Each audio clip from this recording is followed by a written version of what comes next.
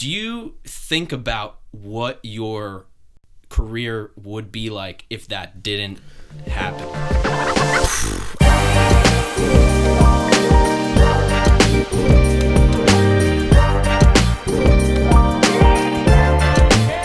Sorry, I'm dropping too many. I'm not supposed to say this. I've had people have to pull their shit. Not from what I said, but... That's so funny. You probably have a manager. Don't fucking do that. Did you purposely lose that weight, or did it...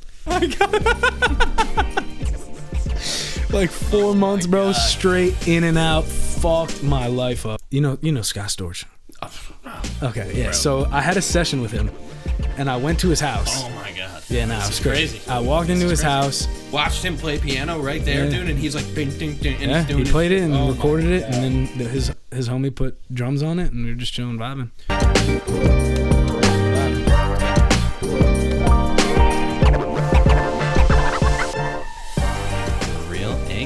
What's good, my boy? What's up, buddy? Chilling. Dude, thanks for being here, man. Of course. The drive was a little spooky, but I'm glad I'm here. You don't know what's going to pop out of the woods on you, brother. I was driving through. I wasn't sure where I was at. It doesn't look like Jersey. It doesn't look like Jersey. I could see Pennsylvania from my house. That's what I always tell people. Because to describe where I'm at, I'm like, the area code's New Jersey. The county's New Jersey, but it's not really New Jersey. That shit is not New Jersey. But I don't mind it. Hey, if it's good vibes. If anybody's wondering, don't come out here. We're good. We don't need any more people. Dead ass. But yeah, man. So listen, most people who are watching this do know you. There's gonna be a small amount of people who don't. So if you could, we didn't prepare anything for this, and that's completely fine, man. Just tell people what you do, in general. I make music. I produce. I've been an artist for 7 years. I've been taking it seriously for like 6. But yeah, just been fucking learning how to produce, learning how to mix, just getting all the other shit, all the other parts and pieces of the craft, just working them. When you were in high school, did you ever at any point in your life think about what you were going to do with your life?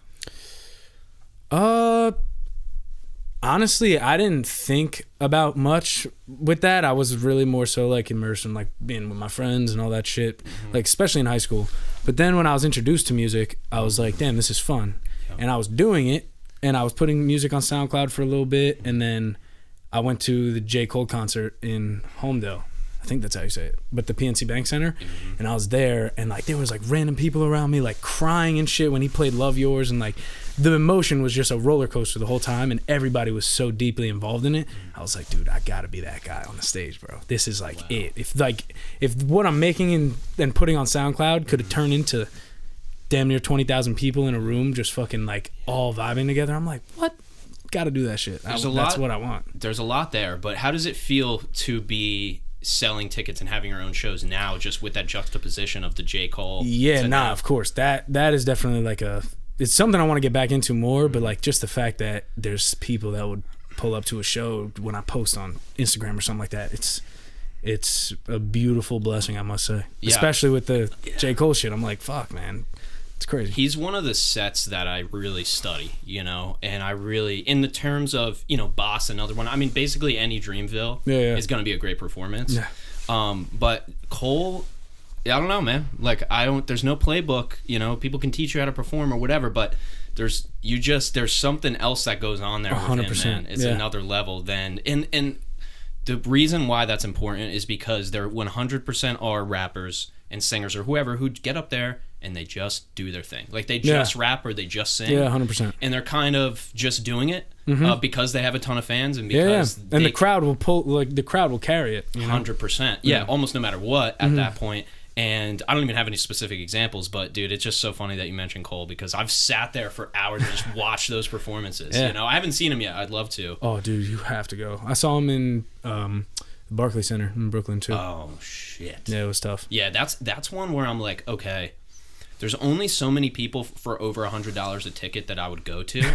And him, it's like I would just throw down on the credit card and not worry about it. I'd be like, I don't really care. I mean, dude, if you don't mind a nosebleed, you'll be able to get tickets under 100. Facts, $100. Yeah. Dude, 100%. That's so funny, man. So you had this, once again, most people know, but you kind of had this like, I don't want to say like rise to fame, but I would say internet fame. Oh yeah, for sure. And it happened when I was in high school. Brandon remembers your video too. Anybody that I would show the video to, obviously they know about your video, about the Panda remix for people who are interested in watching, going that far back. But in terms of like, do you think about what your career would be like if that didn't happen? I'd probably still be doing the same shit, but I probably wouldn't be so. I probably wouldn't think of YouTube the same way, especially now, like with TikTok and all these other platforms and stuff. But I mean, I'd still be active on YouTube, but like that video I posted my birthday in July of 2017, and then in August I was on family vacation and I like got a notification on it. Still had like barely any views. It had like 100 views. And I was just like looking at the video, looking at that little fucking skit I said in the beginning and all that. Like, yo, this shit is weird, bro. Like, how are my friends at school going to see this and like look at me the same? You know what I mean? Yep. And I was this close to deleting it. I was very close to deleting it. And then for some reason, I think I got distracted like always and just closed my phone up and forgot about it. And then when November hit and everything just started happening. It was very sudden. I have no idea what caused it, but yeah, that video was something I'll always talk about. That's actually a really good lesson in there, which is do not, even in the first week or month of doing anything, do not judge it. Don't judge it. Just let it roll. You never know. You literally never know, man. No. So, and I don't want the crux of this interview to be about that, remix, because you've talked about it a lot. I mean, no, of course, anybody who's seen a podcast or interview with me, I've definitely spoken about it. Yeah, I mean, naturally, right? Like if you're not, you are that in the street when somebody sees you. Of course, yeah. Do you get recognized? Have you gotten really? That's awesome. Man. I mean, it's not like I could go to the mall, I can go to the movie theater or whatever. But you're not J. Cole. Yeah, I'm not getting people mobbed. Have mentioned it is what I'm getting at. Yeah. People have come up to me and like, yo, I fuck with the music. Guy? Yeah. Or are they like, are you what? And they try to figure it out. There's also been times like the other day in Target, and I have no idea if this person knew who I was, but I was standing in line at Starbucks, and this dude was walking by, and he like stared at me, and he like was fucking. And he was just like this, like confused, like thinking real hard. Yeah. And I was just like, what the fuck is going on right now? And dude locked eyes with me the entire time as he was walking out of Target. And I think he wanted to say something, but he was just confused and wasn't sure. But yeah, saying that, it reminded me of it. It literally just happened. Dude, any stories you got, fan stories, feel free to drop them in at any time. This is a podcast. We do what we want. Yeah, I was going to ask you, man, do you have any, you do any meditation or anything, or, working out, or, any mind or body exercises? Yeah, I've been going to the gym. I hired my buddy, Dante Strickland. He's, shout out. He played in the NFL. Oh. Yeah, he played. Oh, I know that name. Yeah. Yeah, Dante Strickland. He was stupid nuts in high school, and he went to Syracuse. New Jersey? He was... Yeah, South Brunswick. South Brunswick. Yeah. Yeah, it was good vibes. I actually, back in the day when I played, I was 5'7" in high school, about 230, 35, like big boy. I was a meatball. But I was put in scout, and he's D1, has offers from all over the country already. Yep. I'm just playing scout linebacker, just having to fill the A gap, and he's just running through me every play during every day during practice. Like I was like getting done with school, and I'm just like, all right, time to go get run over by fucking Dante, bro, because that was just like the job. But the camaraderie was dope. Football in high school was fun. Yeah, regardless of if I fucking saw a single snap, but it was good. Did you always play football? Did you do any other sports growing up or anything? Yeah, I played soccer growing up. I was pretty competitive in soccer. And then I played baseball too. Football was something newer because 8th grade came around. I was like, damn, Muhammad's a new one to my high school. And around that time, he was going to the NFL, and I was like, all right, yep, I'm going to the NFL. I'm gonna go figure it out. So I was like, fuck it, I'm gonna figure it out. High school, 8th grade came around, and I'm just like, I don't have any IQ. I don't know how to fucking run a play. I know nothing about fucking football, and I'm surrounded by these kids who are all like pretty tough. Just like, yeah, fuck it. I'm gonna just hang around, make some friends, and just. Well, you got thrown into the ringer, man, but you have to learn fast. Yeah, nah, for sure.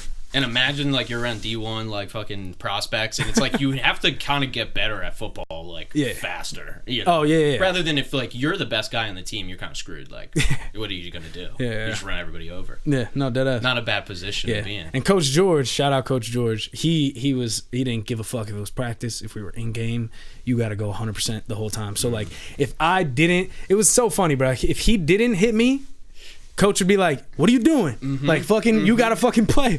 And then he would fucking crush me. This is the guy. And Coach would be like, "What are you doing? You fucked him up." This is the guy you hit. Well, what the fuck? Yeah, dead ass. Funny, bro. Did you purposefully? So you mentioned you were a little like more heavy set. Oh yeah, dude. Did you purposely lose that weight or did it? Oh yeah. Okay, that was something. That was all you. Yeah. That took in high school. No, after? No. Actually, because you were, I'll explain my fitness journey. So basically, beautiful. High school's about to end. I started. I forget what it was called. I definitely did some keto shit, and I was just on like keto, and I was just eating a lot of fucking meat and protein and shit. Lost a little bit of weight, and I was like, cool, I'm chilling. Flew to LA, and I was like, yo, In-N-Out exists? I'm gonna fucking go there every day. And for like fucking like 3 months, if I was going to the studio, I'd go run, grab a burger. If studio session ended, I'm going to In-N-Out again. Because I'm an East Coast kid. I've never been around In-N-Out and shit. Bro, I'm just, and I'm like, also, I just lost all this weight, bro. I'm chilling. Like, I'm good. I'm not 235 anymore. You're like, that's not what's gonna get me back or anything. Nah. I'm good. Once it's off, it's off. Buddy. Yeah, dead ass. And then I just fucking got huge, dude. Like 4 months, bro, straight In-N-Out, fucked my life up. So funny. But it didn't like, I was just like, damn, I'm big now, gotta do it again and fucking lose all this shit. So then I started, at the time, my manager, we would go to Kobe, oh my goodness, Mamba Academy. Okay. In, I think it was Thousand Oaks. Was it boxing or something? Nah, the Mamba Academy where, that was Kobe's gym. Oh, yeah, Kobe's gym. And like, there was like, some of the Rams players would practice or work out there, and there was a bunch of training rooms and massages, shit like that. Like, it was real nice. So we had a personal trainer there, and we were working out there together. And then like, that's when like everything flew off, and I was like, damn, like this is tough. I was watching what I was eating as well. But yeah, after that, I've just been, when I got home right before COVID hit and shit, because I was in LA for a long time, I came home and I was like, fuck, I gotta keep this shit up. And then I hired my buddy Dante, and that's when I've been the most consistent with it for the longest time. What do you like to do? Do you like to run, lift weights? No, I don't like running, dude. What do you like any sort of fitness over another, or? I'd rather do like, I wouldn't say HIIT training, but I like feeling cardio while I'm lifting. Gotcha. Do you know what I mean? Yep, like I like doing the supersets and shit like that. Like that's my thing. I fuck like with that. Endurance lifting. Yeah, exactly. Because you could still build muscle as long as you're progressively overloading and shit. 100%. But like being able to feel your heart rate up like that, especially if you work out early in the morning, it's like you feel it's unstoppable for the rest of the day. Is that normally when you're working out too, like earlier? Yeah, like 7:30. I'm a night guy. I'm like 6, 7 at night. Oh, word. When I work out, but okay. I'm, well, I guess maybe you might be standing more than me. I'm mostly sitting during the day, so I actually wish I was standing more, bro. I have a desk at home, and I wanted to figure out a way that I can make it a standing desk. Yeah. My back is fried because of that shit. Sitting down all day and like I find myself hunched over working and shit. It's like, gotta fix my back. No, so there's one yoga stretch that has cured my back problems. I'll try. I'll have to show it to you after because I can't. Yeah. I don't know the name, and I definitely can't explain how to do it because I'm good at it now, but I don't even know what stretch it is because I would do yoga and I would do it for like an hour and then it just whittled down to just one stretch. Oh, really? A day, yeah. Wow. But that one's a game changer. So I'll show you that. Also, the fucking TheraGun thing's pretty good. Oh, love that thing. That I helps have me, that for sure. I also been doing cold plunges. How's that? I fucking hate it, but I love it at the same time. Like me and my buddy Gabe, we do it every Monday and Thursday. We're like working our way up. But like starting in the winter was just the hardest thing ever. So because outside, are you doing it? Yeah. So I bought you have a tub. I bought a tub from Home Depot, like a big one of those. They're selling so many of those right now, bro. Many. Yeah, that for sure. That Rubbermaid is making so much. It's like money. It's one of those metal ones. It almost looks like something you see on a farm. It's a yeah. That's exactly what it is. Filled it with hose water overnight. Let it go 2 nights. Froze over. Knocked the ice with a hammer. And bro, like, I think the first time I did it, I stayed in there for like 30 seconds. And when I got out, your hands ever been freezing cold and you go to send a text? Oh, and it's 100%. like slow motion?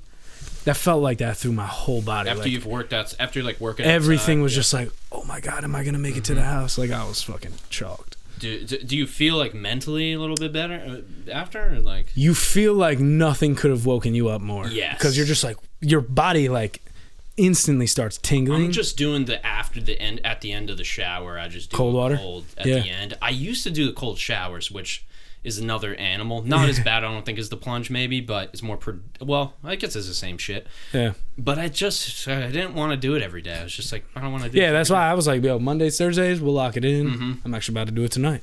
So do you do any like breathing when you're doing that? You're supposed to just like let it happen, right? Nah, like, you ever heard of Wim Hof? Yeah, so that's where I found out about the well, I do his breathing. I just haven't done the cold. Dude, that shit'll trip I've been doing you his out. breathing for, I mean, the fact that I could hold my breath for like 2.5 minutes if I like practice is wild. Yeah, no, it's crazy. It's wild as fuck. When I first, I like did like the walkthrough on YouTube of that, and I was just like, I was doing the shit, and my whole body started like fucking buzzing. I'm like, what the fuck is going on? But it's saying like, hold your breath, and then when you breathe out, and then you have to hold that, it's like, what the fuck? What am I doing? Oh, dude, if you want to get messed up, dude, just look up the Wim Hof breathing on YouTube. Yeah, and just follow it. Just follow it. And you're like, who is this guy, bro? Dude, it literally makes you feel like you're under the influence. Dude, he hiked Mount Everest with no shoes and no shirt, bro. If you don't think it works, I went, bro. Imagine that. Yeah. You're there, dude. You spent your whole life. You're going on your bucket list, right? Mount Everest. Yeah. I'm gonna hit it. You're like halfway up, about to die, and then Wim Hof.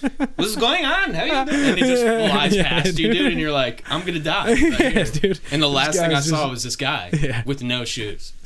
Yeah, nah. They probably already think they're dead at that point. They're probably like, dude, you gotta be what is going on? Tripping balls up in the Himalayas, dude. Oh my God. Isn't that where it is? I don't know. I have no fucking clue. Literally, you could have said it was anywhere. The Kush Mountains are real, though. Kush Mountains? That's where Kush is from. What? Yeah. So my cousin grows. He's a real grower, for a job, and so he was explaining that on the podcast. Kush Mountain Range is in India. That's where Kush is from, India. Kush. Oh, Kush is just like a strain of weed, or Kush is just. See, that I don't remember. Oh, well, what it is? It's the plant. Is Kush weed? That's what you mean, okay? Yes. Yeah. Okay. Yeah, it is weed. Okay. And it's the type of. It's like those type of strains are grown in India. Oh, okay. So if you have a plant that has that sort, it is in that family. It's from the Kush. Like if you have a Kush, that's from the original Kush. Oh, but it's just been breeded like 1,000 times. Ah, I see. But it's a real place, is what I'm saying. Because everybody's like, crazy. Oh, bro, it's a good Kush. It actually might not be Kush. Yeah. It actually might be fucking sentimental or some shit. I don't know. I listen to too much Sublime, but that's me. That's funny, dude. It's crazy, man. So, so you manage yourself with your as of music, right now. Right? Yeah. So, are you like how do you like that versus having, because you've done both? What's the differences? It's definitely a different.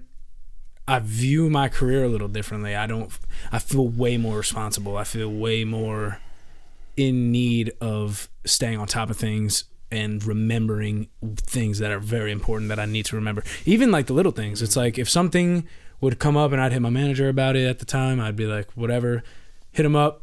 He'll check in with me. I'll check in with him. And like, you know what I mean? Like it would go back and forth. But like having nobody in that same way is definitely something to, what is the word? Adjustment. It's a big adjustment. Yeah. But I enjoy it because I do feel a little bit more fulfilled. I feel like I'm able to, especially with the flood. I've been trying to do this for a really long time, and I've worked with distribution companies that weren't with the idea, and it's like that's like cool, and like maybe it doesn't work. You know what I mean? Like maybe doing the flood is something which is what I'm doing now, but like maybe that's not what works. But I've felt so compelled to do it for a long time. So at this point, I don't give a fuck what happens with it. I'm just doing it because I feel like it's like I have to do it. I've wanted to for too long, so I'm pulling the trigger on it. And whatever happens, fucking roll with the punches, And I want to get that to that, but I don't want to do it just yet. Huh.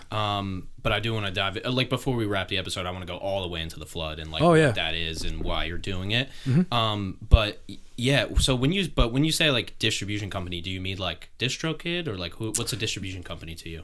Like, what is that? What do you mean when you say that? Like, who was I working with when I like a promo thing? Like no. It's like basically so like Republic Records has like a sub thing called Imperial, and they're not a I don't know it's if like they a pseudo record label kind of right? like, but so it's only distribution. So they'll give you an advance. They sign your content, but they don't sign you. Yeah, exactly. Kind of. Like I signed a deal where I got an upfront like a what the fuck advance. I got an advance. Yeah, that makes sense. And then they got 100% of my royalties until that advance recouped. And I was like, you know what? Cool. You guys are under Republic. They run radio. Yeah. So you've done that before? Yeah, no, I was with them for a while. I dropped the album with them. Oh, dope. Yeah. But yeah, it was a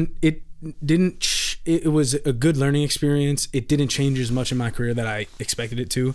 But like, I feel like it's important to also know, no matter what, there's no right way. There's nothing that's going to be like, this is going to work, this is the only way type shit. Because dude, you hear so many stories. There's so many people that blow up in different ways, and they have one song that'll blow up at this time, and then 10 years later they have another song that hits, and it's like a whole new breath of fresh air that they have. And at that time they've grown so much since the first time you heard them. It's like this is like where the moment was meant, And I don't know, like doing all of this and like working with distribution companies and having those experiences definitely shaped the way I view everything and shit. It's really interesting. And yeah, it's not like, I mean, that album did numbers too. It did well. I mean, I just saw the Spotify numbers today, but I mean, it's great. Like, so that worked, it did work in certain ways and not in others that I would have expected. You know what I mean? For any artist listening, but and it's like, I'm not really targeting the artist crowd like solely because I really love doing this podcast and talking about anything as we do. But I'll just say this. The artists that I know that are either that make a living from music and have over 400,000, maybe over a few 100,000 monthly listeners like yourself. 3 or 4 of them I've interviewed on this show. Others that I just know, they all do music full time. So if that's not a causation, that's at least a correlation. Yeah. And so that's fair. There's a lot of people, even myself, dude, like I've been doing music as long as you have. But I haven't prioritized it. I went and like built a business. And it just took like 3 years to do that. So I'm like, now I'm coming back to it where I'm like, oh, I get it. They looked at music how I looked at my business. Yeah, 100%. So I was like, oh shit, okay, you just apply, or even this podcast, like this has always been on the side for me. But now I'm like, oh, okay, I could have just done the podcast. Like I just look at, I just ended up doing this, but I could have done any of these things. Yeah. But I think people are in like no mode, dude. I think they're in like, it's like I could do this, I could do that. Yeah, no, that's I at least went in on one thing. Yeah, exactly. Yeah. But that's it keeps you busy, it keeps you motivated, it keeps you fulfilled. Like that's the thing, especially when you're building something from the ground up, no matter what it is.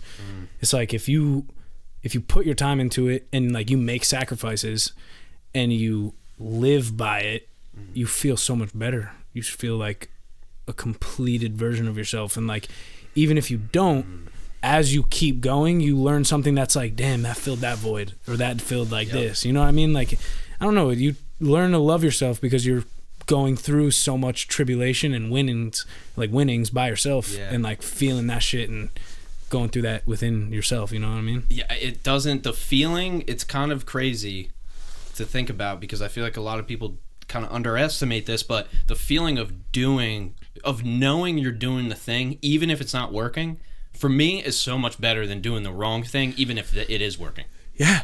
No, that's facts. That is such facts. And I've lived with that too. Like you do certain things for certain reasons and then like you look back on it and it's like, fuck, like that's not me. Like that wasn't me, but now I have that representation if people see this or hear this, you know what I mean? And that's like the thing too with the more you share, the more people have to either hold against you or to learn about you. So it's like it's a bittersweet because you could say something and mean it like wholeheartedly and it get twisted because that's just the way it goes. And then now. everybody who's seen that will have that pre-existing, like, what is it, notion of you. So it's like they'll have the idea in their head. Exactly. And then it kind of just that's it. Like, if you know, it sucks, but you move on. Well, the thing about hip-hop too and rappers is, like, I think a lot of people are, you know, listen, like, Gary Vee has shoved this down everybody's throat, so I'm not going to be the guy to, like, keep it going. But, like, the fact that a lot of people are not willing to live at their parents' house, they're not willing to not have a nice car or, like, a car, like, they're not willing to not flex. And I think a lot of that is going on too. Like, I've fucking lived on nothing running the business, running the... Oh, yeah, of course. Just fucking, there's highs, there's lows, you know, but you know how it is. We're freelancers, you know?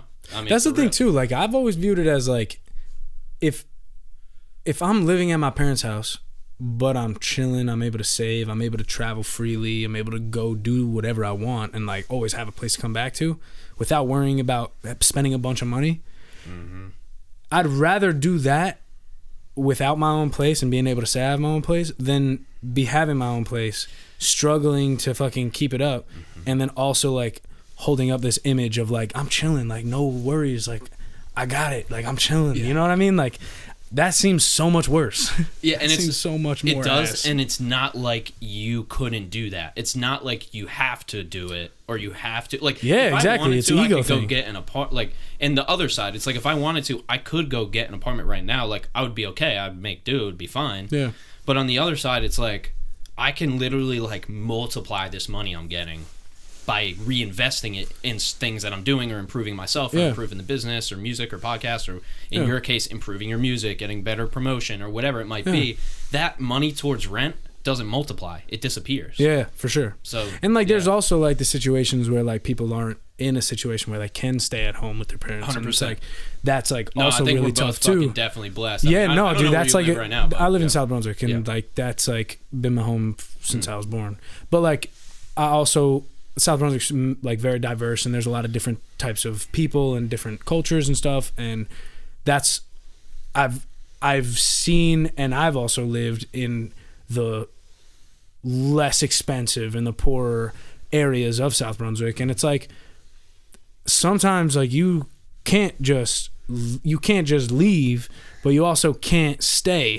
And it's like, what the fuck does somebody do there? And then that's like, if you're still staying at home, you got to just fucking push and keep working to put everybody on, you know? That's like the mentality. 100%. And when anybody says to you or me or anybody or Brandon or anybody, like, oh, like, how did you do this or whatever, it's like, a lot of people are not willing to set up their thing in their room, not willing to set up a podcast studio in like their garage. The setup everything has to be perfectly placed. Yeah, or the classic one is, I need to be in a studio because it's not for the song, Austin, it's for the video of me doing the song. Exactly. And this whole thing of things that never mattered. Yeah. Like, the one thing that you did was put out a fucking song. You know what I'm saying? Like, you made the song, you recorded it with what you had. A tripod like that. Literally. Fucking put it to a beat that you download the instrumental off YouTube. Yep. Okay, that's how we found it. I've done a few remixes too. And you just put it out, dude. Like, but the end product, you didn't fuss over the end product. You just, I'm putting it out. You know? And that's like that. I was even at this event on Saturday. And there's artists who, you know, I'm not like too crazy far along, but I've just been doing it for a little while, so I've seen a lot. And I'm telling them, I'm like, this is gonna be my new rule, dude. The rule of 100, right? Like 100 performances, 100 songs, 100 podcasts, 100 anything. Yeah. Before you really start to get the flow. Yeah. Motherfuckers want 1,000. They want to be Logic and Drake, who have 5,000-6,000 songs. Yeah. But you've made 3. Yeah. You know, it's crazy, man. Yeah. No, you're speaking facts. That's when true. Did you get into? Were you writing your own music around the time with the remixes as well? Yeah. And you were releasing that. Yeah. I've had like help with like hooks, and like there's been writers in the studio that I've worked in and shit like that. But like for the most part, a lot of what I've put out, especially in the earlier days, was all written by me. Were you making beats too? Nah, I didn't start making beats until 2019. And so is that most of your production now is your own beats? Or? Nah, I mean, yeah, I guess I could say that. But also, like, I have a bunch of songs that are coming up and shit that are also, like, with other producers and stuff. how do you find the beat? Like, do people come to you and DM you? I've made friends. Everything, yeah. I've made friends in LA, and like they'll either hook me up with somebody that'll send me a pack, or even like being online, hit up a producer that I think they're dope, see if they can send me one. But yeah, for the most part, or like even I've had beats that I've made, and then we'll send it to a friend and be like, yo, if you hear anything, add something. You know, shit like that. That's a perfect transition, because that's also what I wanted to talk about. So, how old were you when you were contemplating? How does the decision to move to LA happen for you? Like, what's that time frame? I never fully moved out to LA. Okay. I was staying with my manager at the time. Oh, cool. Okay. Yeah. So like when I would go out there, I would stay out there for 4 or 5 months at a time. Okay. And I would basically live there. Yeah, but without like permanent. It's like people who live in Puerto Rico. You were a snowbird for LA. Deadass. Like I would just go over there, do my thing, meet new people, network, get in studios and shit. But yeah, I would stay out there for 4 or 5 months, fly home, stay home for a month or two, go back. But it was what I noticed when I was going back and forth, what was really important for me that I didn't realize at the time. When I was in LA, I was asking mad questions. And when I was in LA too, I wasn't really recording my own shit in the room that I was in. Wasn't really treated right. It didn't have like, and if I was to record anything, it sounded like shit. And I knew that there were studios that I didn't have to pay for at my fingertips if I ever wanted. It's because I was with certain producers that had the hookup. So, but when I was there, I would ask so many questions when we were in the studio. I was pretty fucking annoying, especially to Goldman. Shout out Goldman. But he would answer all my questions. I would fucking be hovering over him. Like I'd be in the booth, record, and then I'd jump out and like watch him like mix and shit. And he wasn't using Logic. He was using Pro Tools and Ableton for the beats. Which is like another level. Yeah, level. Yeah. But like with Logic, I learned a lot also just from like seeing what he was doing. Like drag and fade. The plugins look the same. Yeah, plugins look the same. They're just in different spots. Like asking him what plugins do what. And that just kind of, when I got home, when I would be in LA doing that for 4 or 5 months, I would go back home and be like, have my own setup, my room set up. It's all good. And then I would just start. And I would just apply everything that I learned from that big chunk of time back when I was home. And then if I had questions, I'd call him like, yo, how do I EQ the vocal? Like, what exactly is your shit? And he would fucking tell me. And that's like not something that's common, is people telling you their plugins and vocal chains and all that shit. But he hooked me up. So were there any notable like experiences in LA that were really like different or I guess, I don't know what other word to use to describe that, but anything that stands out to you that you'd want to talk about? I just feel like there was one time I went to, you know Scott Storch. Okay, yeah. Bro. So I had a session with him, and I went to his house. Oh my god. Yeah, no, it was crazy. I walked into his house. I'm with my manager. He stayed. We go into the studio that like all those videos are in. So I'm like, holy fuck, like I'm in this fucking dude's house. He's like fucking legend. Dude, like, I'm living this through you. Right? Like, I'm telling you. So dude, it's crazy. I'm sitting down. I'm like, word. I played him a couple songs.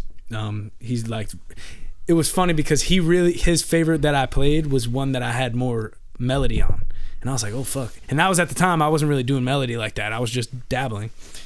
And he told me that one was the favorite. And then he played me this beat that had a crazy, like, I think it was like a xylophone type melody. And I was like, yo, that's the one. So he played it. His producer his other boy added drums to it. And then I'm writing. And he's like, you want to go see my weed bar? So I'm like, cool. Walk out of the studio.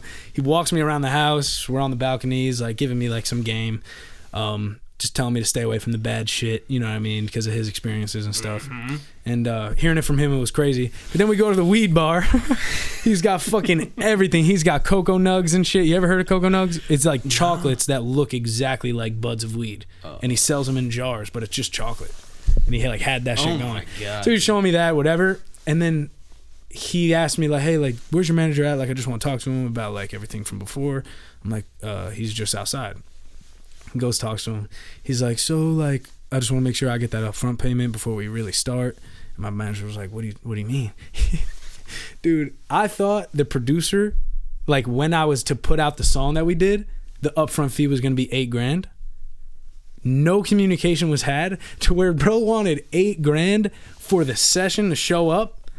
And then it would be like another $8,000 when the song was to be released. And then, so I was like, yo, Scott, you're a legend. I appreciate this opportunity so much. Oh my God. But I don't have that money, bro. Like, I thought this was just like on some shit. Yeah, because that's never at all how I've worked with producers. 100%. Like, I had sessions with Jimmy Duvall, fucking Cash Money AP, and like never like even like through distributions and shit like that. And I was like, never happened. So we didn't expect that. We thought it was clear in the emails and shit, but like that happened, and then I ended up just leaving, bro. Oh my God. Well, I mean, was he like put off at all, or was he like? Oh, he told me, bro, cool. Like it's all good. Like don't worry about it. I mean, like, it's not like he's hurting at this point. I think he at one point was kind of a little down and out, but I don't know. I don't know nothing about like allegedly. The depths of it, but like, there was a point in time where he was worth like $100 million. You must have been on a fucking high after that, no matter what. Oh, bro, yeah. I would have. Dude showed me 9 songs, bro. I've been writing in the car, like, dude.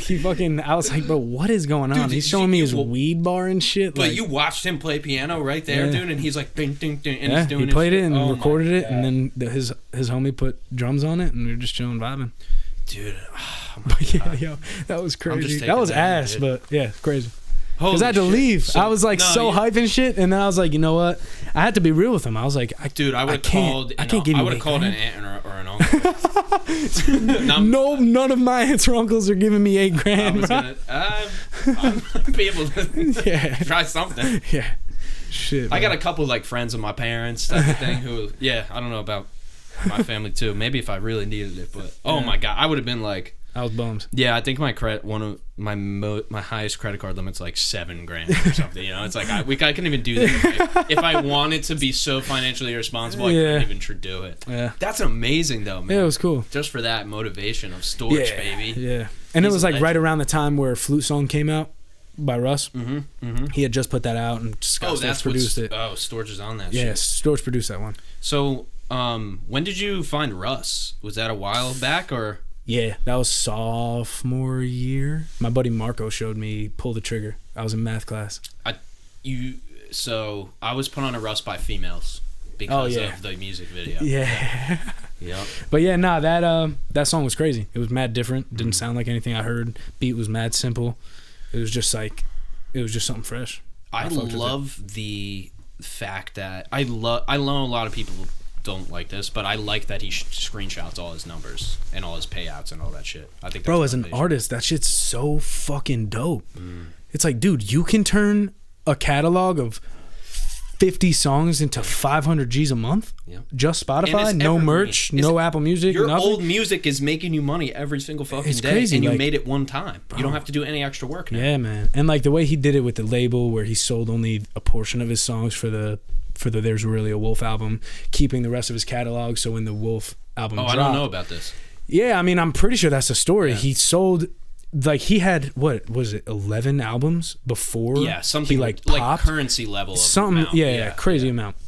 But when he dropped the album and he sold, I assume because on the source it says that it's under Columbia, but what is it?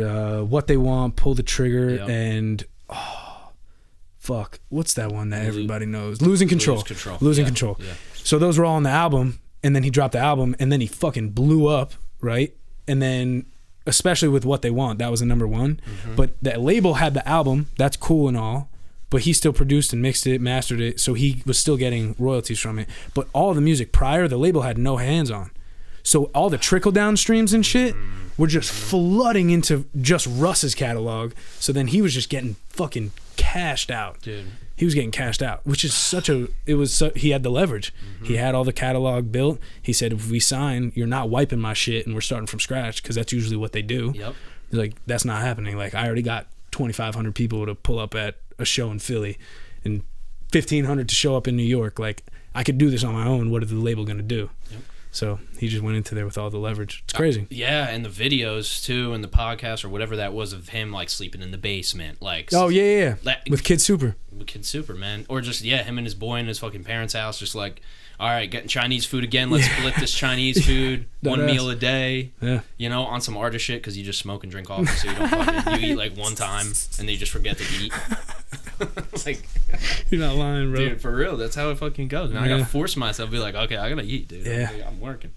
Yeah, that's crazy, man. Yeah, his come up is so inspiring. I mean, I think to anybody, I think he's really interesting too because you have the general public that knows about him, but they don't understand what he's like to artists. Yeah, of course. And that's the same with like, I don't know, like you even think of like sports. Like I didn't understand why people gave a fuck about golf at one point.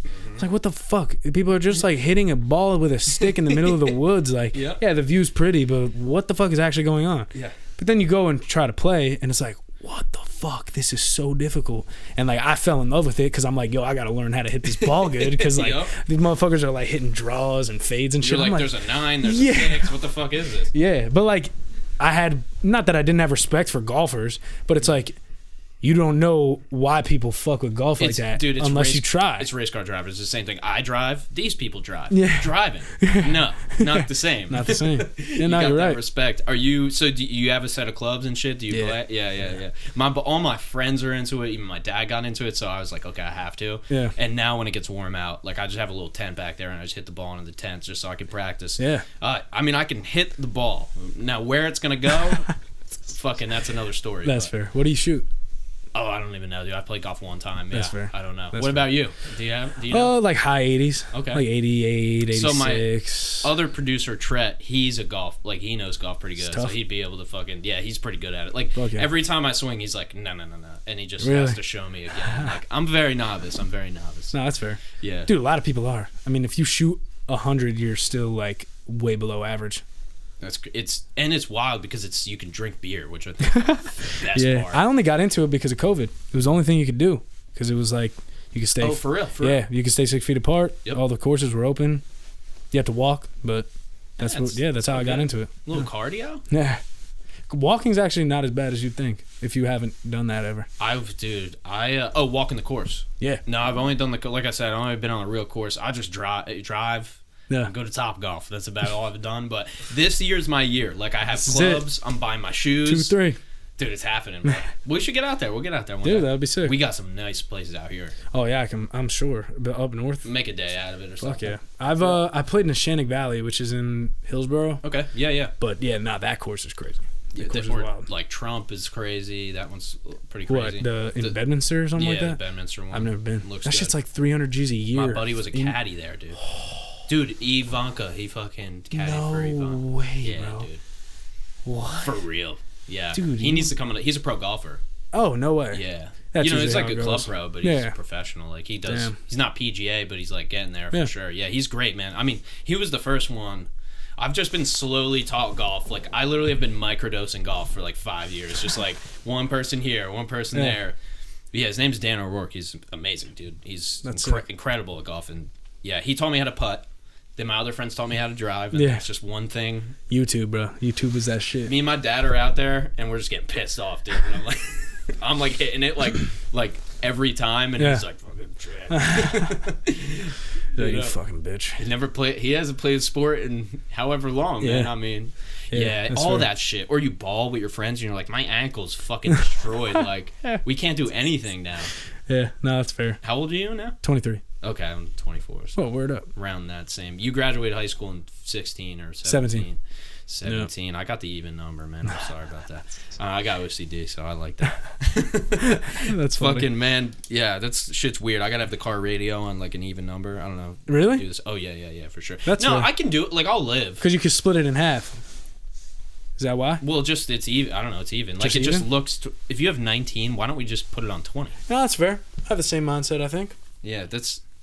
That's very fair. Why not? Round up. Yeah. Round up. What about 15 though? 15 not. Fives are cool. Multiples of fives. Five. Yeah. Dude, we're uncovering everything Yeah, today, no, dude. that's fair. Because I'm the same way. I'm a 15, 25, 35. Exactly. You got to... No, I'm not going to tell people what car you have because they're not going to know what car you have.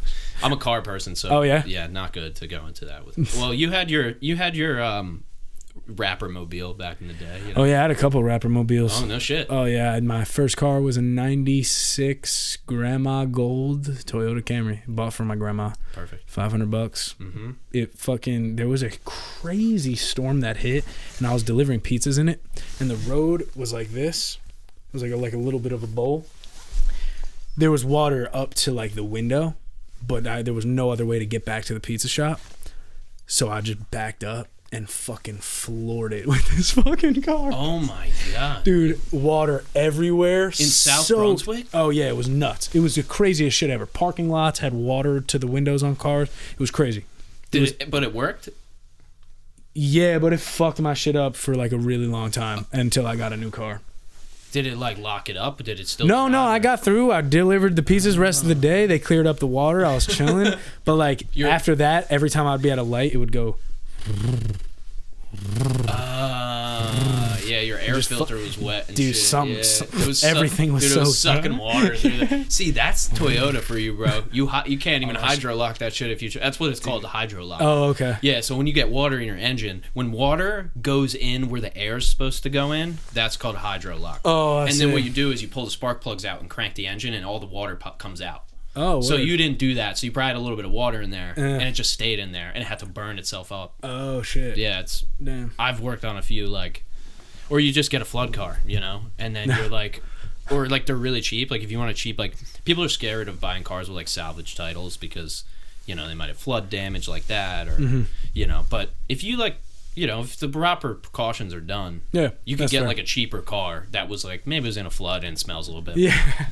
Like that Seinfeld episode where he tries to. I don't know if you watched Seinfeld. No. No, he never watched it. I mean, I've seen it, but not like. I've never actually been like crazy into shows. The one show I've watched like full through, Dexter and Lucifer. I watched those two. That's funny. Those are the only Dexter's shows that I've my watched. shit. Oh, Dexter's a good one. He's fantastic. Crazy. The second one's not as good, but it's worth to watch. Second Dexter. They oh yeah. Not as good. Not as good. It kept my attention long enough. Yeah. But I didn't keep going with it. No. You didn't see the whole thing? You didn't watch it till the end? I don't remember, dude. I don't fucking remember. That's fair. I may have watched the first season. I don't know if it kept going after that or what. I don't think so. So no, I'm not a shows. I watch podcasts. I don't know. That's fair. Yeah. So you like. Yeah, this is what I wanted to get into as well. What's your like day to day like? Like when do you like wake up early? Do you have like a schedule? Yeah, I've been trying to do more. I've been time boxing. You know time boxing? It's like you write the time it'll take to do this activity, and then you like block it out. Yeah, when the next time hits and you got a new task, no matter where you're at in the first thing, you start the next thing. You know what I mean? And like you learn as you do it to like estimate how much time something will take. But yeah, that's what I've been doing. I'll wake up depending on when Dante hits me up, whether we're working out in the morning or the afternoon. But I usually try to get up. I'm always up before 10, that's for sure. But like on a good week, I'll be up at like 7 all days. And then start my day, whether it's go to the gym, come home, I'll make a shake or eat eggs or whatever. And then usually I'll have... It depends if like Monday, Wednesday, Friday, I'll try to do like content or music. I'll just choose whatever days I'll do more of. But it's like content, TikToks, YouTube shorts, all that like the short form shit. Do a whole day of that. And then the next day, and like edit the videos too, send them out if I need to get them edited otherwhere, like by like my homie or whatever. Tuesday will come, just do music. Wednesday, content. Thursday, music. Friday, content. And just like... keep. What about the weekends? Do you just enjoy like? Weekends I'll usually do music, but if I'm not, like I'll play a round of golf or do something to like kind of. I'll always do something to unwind on the weekends, whether it's playing poker with the homies and shit. But yeah, you got to do something just to get that. 100%. Because like when you're too far in it and then you can't see anymore. Exactly. Like, I've gone through me hating music and hating having to fucking do it every day. So what do you do if that happens? Stop. Just stop. I gotta take a step. Or I'll just force myself through it if there's deadlines or like I have to do something. Sure. Yep. But if I can take, even if it's just a couple hours, I'll just stop. And usually if like I go back to it and I'm like still fuck this shit, I'll take a second again and I'll just keep coming back to it. But like there's been times where fucking 2-3 weeks go by and I'm just like can't think of shit, I don't feel like this urge to fucking do it. That's like I feel like everybody goes through it, no matter how much you love something. Especially if it's a passion. It's like you got a love-hate relationship with it, no matter what. Yeah. Real quick, may I use the bathroom again? Yeah, 100%. First time I smoked in LA, I was with the reaction channel Young Lord XX and AK to Canyon. Okay. I've probably seen. This was early on. Yeah. Okay. It was him and his brother. The one dude had dreads. That was oh my goodness, Young Lord. That was Young Lord. Okay. And his brother, A.K. the Cannon, who actually are from PA. Oh, okay. What's up? He would always be smoking. He'd always have like a bowl with him and he's smoking the videos and shit. So when I went there and I met them, I was like, all right, like I'll smoke with you guys. Yeah. Bro, passed out immediately, bro. I hit the shit. I was chilling. We were smoking in their apartment, vibing, hanging out. Out of nowhere, greened out. Zoom. Hit the ground, bro. Head first. Fucked my shit up. Just like, I sat up. I'm leaning against the wall. I'm like, what the fuck just happened? He's like, yo, bro, you all right? You good, bro? And I'm like, yeah, but what just happened? Like, I had no idea what the fuck was good. Sweating so much. Sweat it all out. And they were like, nah, you're good, bro. It happens to the best of us. I'm like, all right, bet. Like, we're chilling. Went to 7-Eleven, bought a bunch of candy. Yeah. I was still zooted. Oh, still zooted. 100%. You just weren't on a different planet. Yeah, bro. It was the first time I smoked in L.A. It was the first time I smoked the L.A. weed, bro. I didn't even realize it was California. Shit fucked me up, bro. Dude, they have... Passed out Bro, they're smoking on interdimensional. Fucking... This shit is from Mars, bro. Crazy, bro. I'm telling you. This shit is on another fucking level. That's so funny, bro. You're like... Yeah, bro, we're just chilling, doing our thing. No, it's happened to me many times, dude. I remember. Really, you've greened out? That was the only time I've ever like passed out. I mean, maybe a handful for me, but like not one. Definitely, maybe a few. So I have one notable time. So this kid that I grew up with, right? And I won't name him because he probably doesn't want to be known for this, but you know, we kind of reconnected like years later. If that's my fucking neighbor's lawnmower, dude, I'm gonna. God, it's my dad. He knows I have a podcast. I texted him. I have a fucking podcast. Oh, it's the snowblower. I can't be pissed. I was just so pissed because it made no sense for it to be a lawnmower. It is snowing. It's snowing a little bit, yeah. Oh, we'll get you out of here, but... No worries. So, I'm going to my homie's house to... Okay, I used to have a business before I had a real business, and that business is legal now. So, I went to my friend's house to do some business, and allegedly, and so he takes me up to his attic, and it's like the classic like attic on top of the like the highest level of the house, and there's not even a window, in the little window with the little drop down, and we're up there, and I'm like, dude, this is like another, like this is like a chill, this is like a smoking room, and I come up, and he goes, yo, you want to smoke this L? Bro, I'm talking this shit was massive. I mean, to me, it might have not been that massive in today's standard, but to me, it was massive, dude. And I'm smoking on this shit. I don't remember getting in my car, dude, but I do remember driving home. You drove home? Dude, I was driving home, and the horizon was moving. Like, what I would look out my car, and it seemed like a video game where, like, the horizon's moving, like circulating. I feel that. I was 15 minutes. Like you weren't getting closer to anything. No. Yeah. I was 15 minutes from my house. I've driven on these roads, you know, probably 30, 40 times. Almost lost track of where I was, bro. Really? And this was just from this one shit. And that was some New Jersey shit, too. But I remember, it must have just been too much for me. Somebody put some other shit in that, bro. Dude, I don't even want to know the times that happened, bro. I don't even fucking know. Good thing we overcame mostly our degenerate behaviors. Yeah, dead ass, bro. Yeah, that was a wild experience. Your 732 tat is inspiring me, dude. I want to get a 908 now. Yeah? Yeah. Where are you gonna put it? Me. Right? I don't know. Maybe I don't know. Maybe finger. I did merch with 908 like on the back of the shirt. Oh, word. It's cool. It's got a little crown on it and shit. So maybe I'll do that. Keep this. I want to do a sleeve. Yeah. I just got one tattoo, but what do you have? I told you I like Sublime. Oh, word. That's fly. So I got the fucking sun. But that's tough. Yeah, I want to keep going music on that shit. Dude. You a tattoo guy? Or? Oh, a little bit. I have another one on my thigh. Fate loves the fearless. I put that quote on my thigh. But, yeah, no. Nothing else crazy. I would not be opposed to it. I wouldn't be opposed to it. Just go with the flow. Yeah.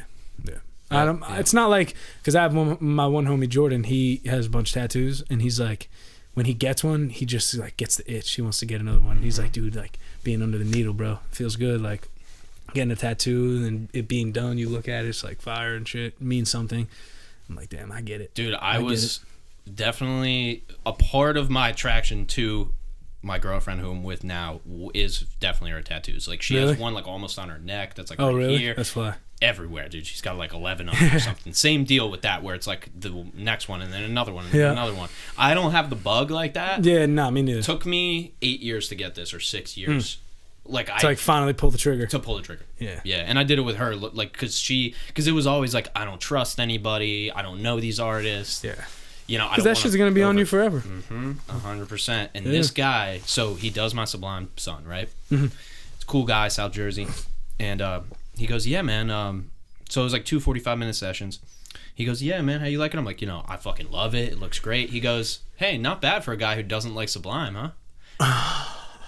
And I'm like, you motherfucker. He's like, yeah, I've done like 10 of them though, and this one's the best one. He's like, those other ones I didn't really. They're like whatever, but you know, and like his work is great. Yeah. But yeah, it's interesting, man. It's like with what we do, you're always, you might be doing a remix where it's a beat that was already done, but you're always making your own shit. That's more of a craftsman, and an artist at the same time, where somebody goes, hey, wait, this is my vision. Yeah. Like imagine if you just made theme songs. Like, that's what your life would be. I want it this way. I want it that way. Nah, deadass. You'd have to just, like, conform to what another person would want as opposed to, like, what you would put out type shit. Yeah, exactly. But also, there's tattoo artists, like my buddy Jake Caramel. He does tattoos. He's on TikTok and shit. But he's the one who did my Fate Loves the Fearless tattoo.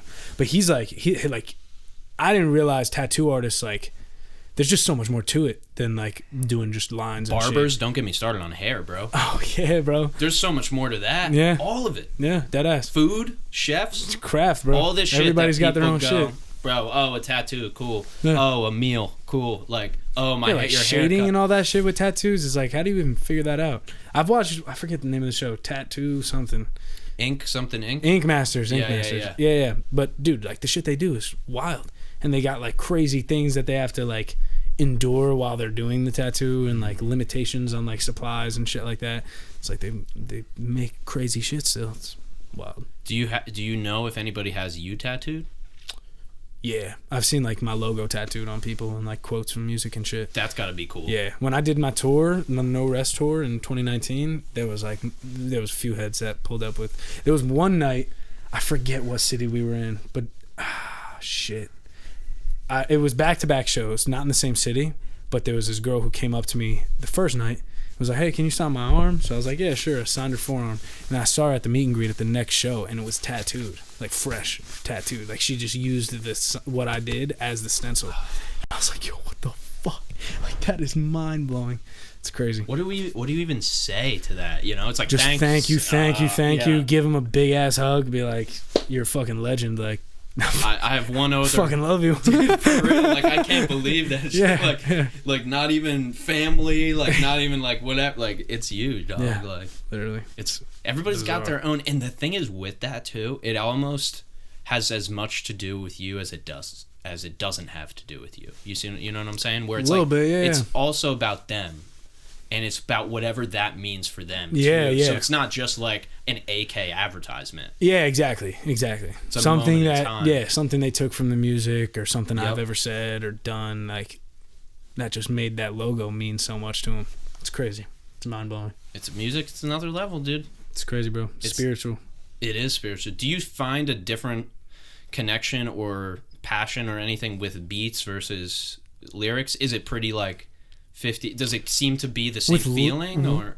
Yeah, but I think, see, I don't know, like with beats I feel like I could not care less, but I could be more of like, this sounds cool, no it doesn't, cool, and then just try there's some random ass shit. This sounds cool, no it doesn't, all right, try something else. But like with lyrics, it's like, yeah, I could, what I usually do is I just spit random fucking gibberish on the mic and then fill the pieces with words.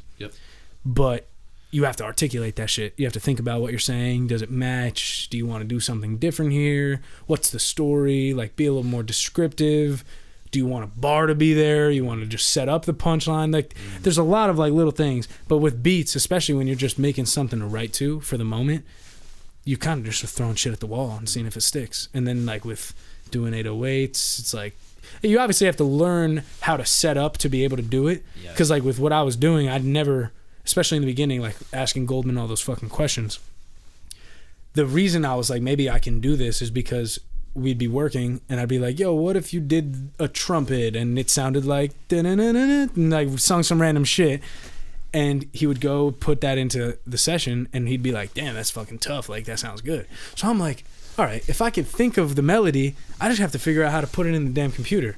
And that's kind of like what sparked it, because every time I would have an idea for a melody or a drum rhythm or pattern or whatever, we'd always be like, damn, that's tough. Like, we should keep that. And I'm like, all right, fuck. I need to figure out how I can lock in and try to do this on my own. So did you get Logic? What was that next step for you for the beats? Yeah, Logic. Yeah. I'm going to say my manager at the time got me Logic. He got me 2 like $100 gift cards for Logic, for Apple. Yep. And I just bought it on the App Store and told him, bro, I'm fucking about to try this out. And I cracked that shit for like 5 years. Then I got the I've actually never cracked a plugin. I'm just so afraid. Dude, of I've getting never a virus, not cracked a plugin. Yeah, so most people I know do say that. So dude, I had a moment where I realized like I'm a person. So I got that Mac Mini like a year or two ago or whatever, maybe 2020, maybe 2 years ago.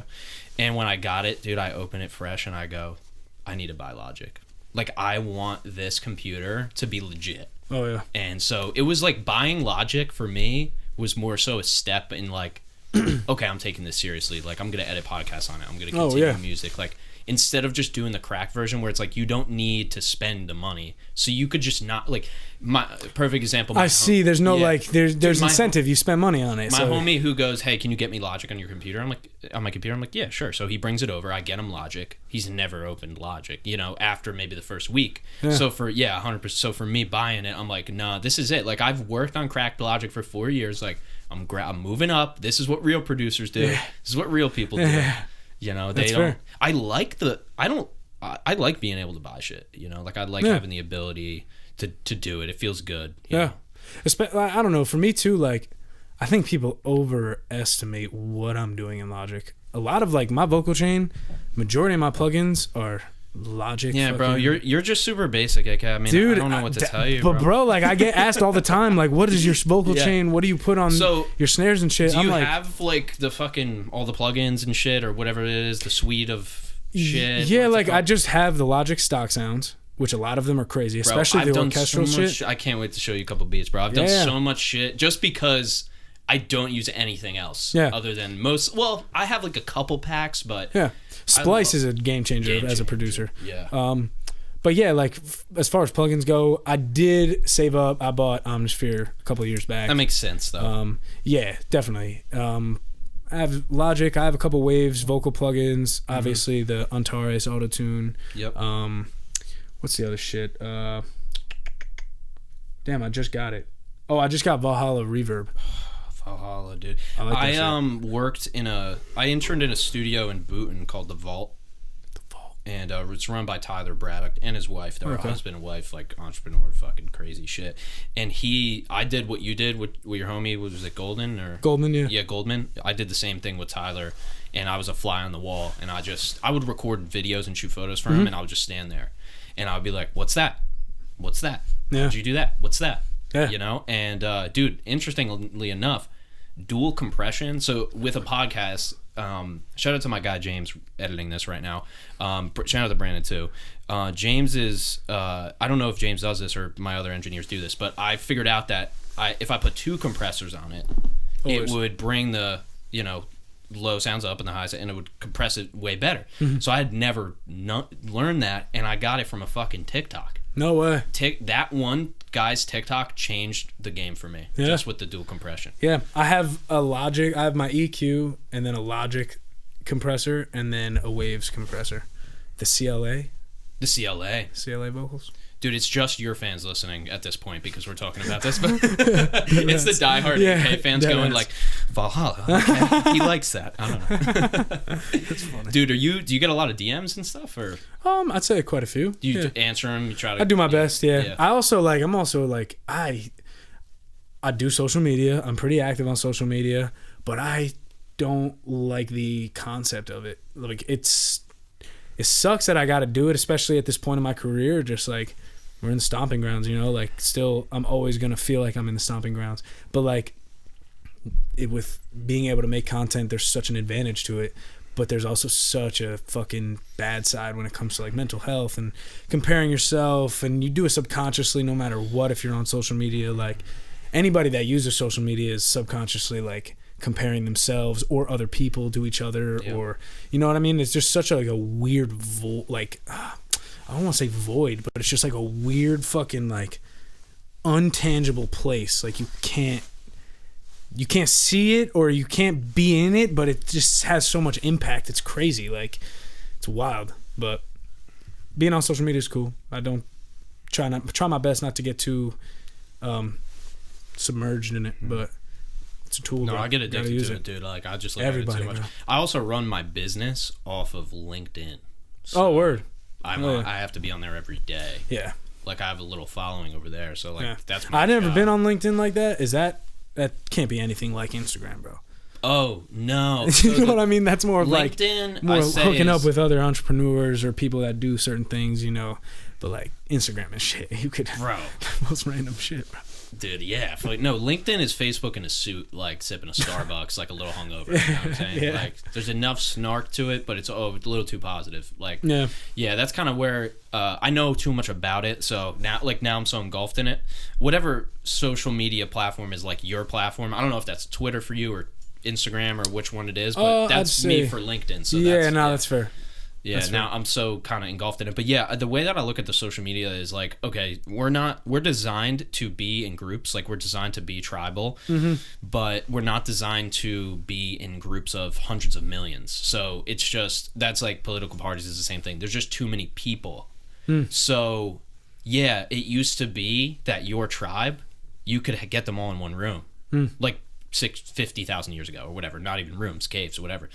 But now we have the same brains as those people, but now the tribes are digital, so it's unlimited. You could have an unlimited amount of people. It's crazy. So that's where like the disconnect comes in. Yeah. Where you can't feel what the person's saying. You can only see it. Yeah. So losing there's like that third dimension is.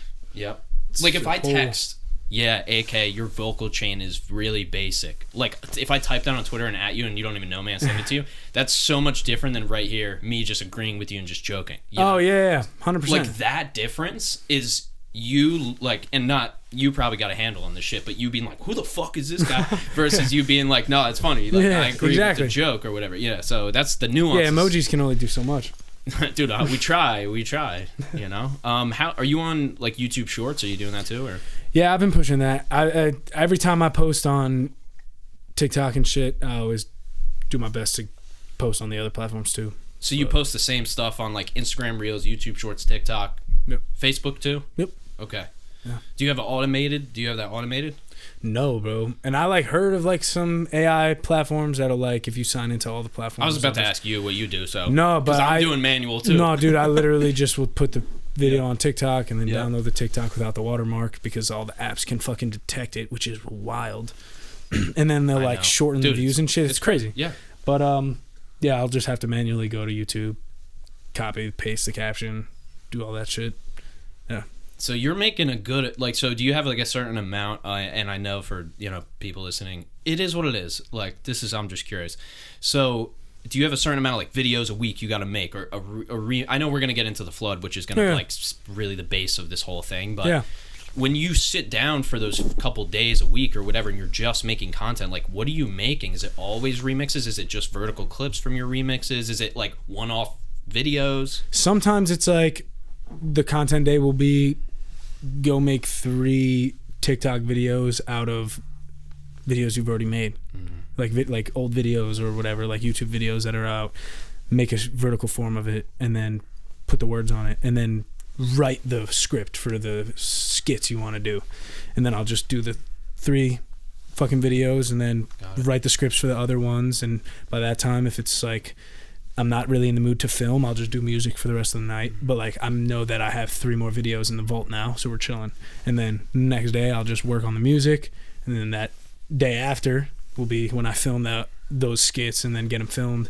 My buddy Jacob Clark is now helping me with editing them. Like if I ever have like 5 or 6 that are just like clipped up that I need to be put together, he'll help me out, and he knows my personality, my sense of humor and shit, so he'll edit them to my liking and take my notes and shit. But having him is also a huge advantage too, especially with doing all of this on my own. Because then in the middle of all that shit, I have to find time to respond to emails, make sure producer agreements respond to my email. Yeah, no, dead ass, bro. Like it's crazy. There's a lot to stay on top of and shit. Yeah. So, yeah, finding the balance is definitely definitely. Dude, I go. All right. I can kind of ask anybody to be on this podcast, right? Yeah. So, do you know Prof? No. Bro, if you saw him, you'd be like, instant respect. He's a guy where he'll sell out and they're like, who the fuck is this guy? But his fan base is so tight, but nobody knows who he is, type of thing. Oh, okay. So I reached out to like his manager. I just looked up to him. I just like him as an artist. So I'm kind of like, JJ Redick has a podcast. I'm trying to reach out to him. Like, I'm just like whoever at this point, right? So I'm like, all right, AK, cool. Like, you popped up on my social media. I'm like, let me see what this kid's all about. So you answered the email. When you answer me back, I call my homie and I go, bro, AK's doing the podcast. This is what's up. It's just awesome. But it's like in this day of social media, I make that point to say, like, everybody's accessible, dude. Like, if I was some fucking weirdo guy and I didn't have anything, and it would have been a different story. But say with real ones, I don't know if you know them personally. One of them, Thomas Presley, he's been the homie for mad long. He did a lot of my videos too. Oh, that's awesome. Like music videos. Yeah, so in that case, like, that's even easier. Like, that's even easier just to get in there. But, like, in my case, for anybody listening, like, yeah, you can, like for sure, I've done a lot of work. I have a thing. I have a podcast that, we put the time in. Yeah. But I also, you didn't know me. It's just a reach out. Yeah. So that's the power, the positive, and then the, like, 100%, rabbit hole of addiction of social media. Yeah, dude. Nah, that's the thing, too, is, like, you can connect with so many people, too. Like, I got like a Discord now, and I got like homies that are helping me out with that. Shout out Mr. Robot, Gurney Man, and all them. But it's crazy. Like, they help me so much, and I don't even know, never met them. We're planning like a trip to like meet up and shit, but like never met them a day in my life. But they do so much for me with Discord and helping me plan like live events for when like new music's dropping and shit. Never met them a day in my life, but they're like homies. Like, we go on Discord at night, hang out, we talk about shit, we like think of ideas, brainstorm stuff, and again, never met these kids ever, and I wouldn't know them if it hadn't been for social media and Discord. They've like built my whole shit. Like, we're up to like almost, I think we're almost at like 600 members, which is pretty dope. But wow. Yeah, haven't been really been doing it a whole lot, like a whole like long time, but I'm trying my best to be active in that because that's a whole nother social platform and shit. But having that is so dope, being able to connect with fans and stuff, talking to different like channel servers and shit. It's like, what the fuck, it's dude, crazy. You don't need 600. It's like when you started it, you had 6, and then you had 16, and then you had 60, and then it just kind of goes right from like there. Every time I go live, I'll be like the mods, all the like Gurney Man and Mr. Robot, they'll just fucking spam it in the chat, like join the Discord to be updated on shit, and like that's so dope. When I do merch drops and stuff, that'll be where I post. I can't first. believe this name hasn't came up. Kenny Beats. Kenny Beats. Oh yeah. Kenny Beats. Like, he did maybe. Wait, Kenny Beats. No, I definitely have heard of Kenny Beats. I'm thinking of Kyle Beats. I think I know who you're He's done like, he'll do like that. Random like shit on YouTube and stuff like that. Kenny Beats has done... He's got like the jam sessions and shit. The Cave. Okay, yeah. Shit, what's his fucking name, dude? My friend likes this guy so much. He was in Kenny Beats' Cave.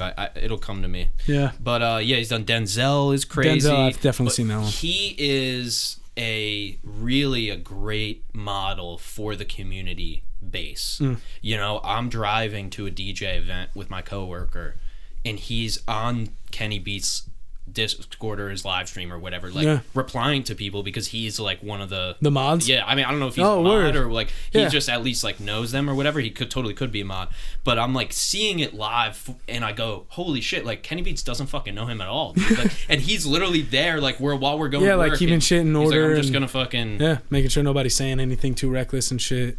West Side Boogie, that's who I was talking. West Side Boogie. Fuck, wait. Bro. What's the something? Can't remember nothing. West Side Boogie. Fuck. Wildin' out in public. Oh shit, this that part that say I'm living what I rap about. Yeah, I'm looking up West Side Boogie because bro, he's so fire, dude. Yeah, he's got a couple, and his last album was still pretty good. I just really like his album before that. Did he put out that song? He has put. He is a great remix guy too. Not of current songs, but he does like 1 minute. There's a song by West Side Boogie that I fucking have to find, bro. Dude, you have to. Do you know Chris Patrick too? Chris Patrick, nah. Oh, was stuck. That shit is so stupid. We'll put you on Chris Patrick too. Do that. He's another Jersey guy. Yeah. Mir Fontaine.